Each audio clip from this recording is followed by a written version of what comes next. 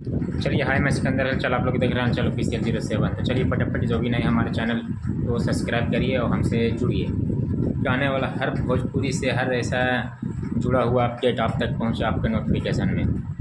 तो चलिए बिना टाइम वेस्ट करें वीडियो को स्टार्ट करते हैं।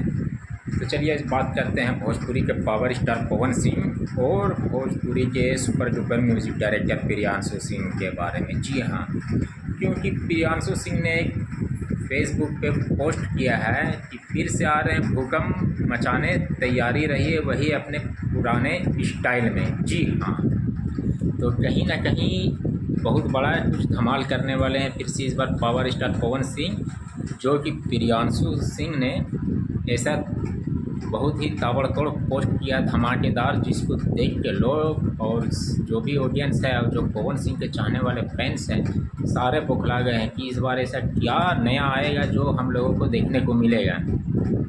जी हाँ, तो प्रियांशु सिंह कहीं ना कहीं अगर पोस्ट करते हैं तो वो बहुत ही धमाकेदार ही करते हैं, क्योंकि भैया वो धमाकेदार म्यूजिक के डायरेक्टर है।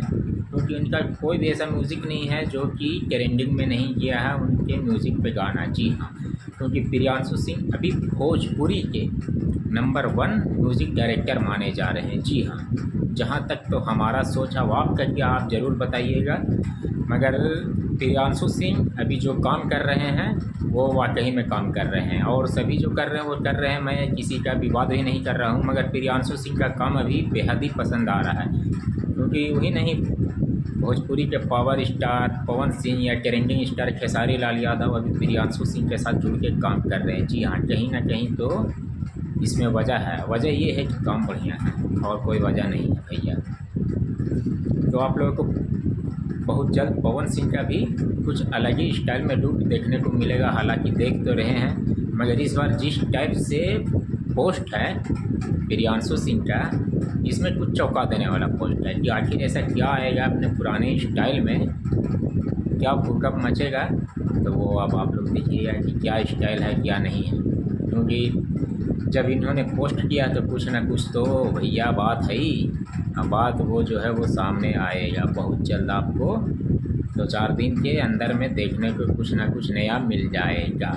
जी हाँ, तो आप लोग बने रहिएगा हमारे साथ वीडियो में, क्योंकि जो भी अपडेट आएगा वो मैं पहले आप तक दूंगा, आप तक पहुंचेगा और देखते रहिएगा इस चीज़ को।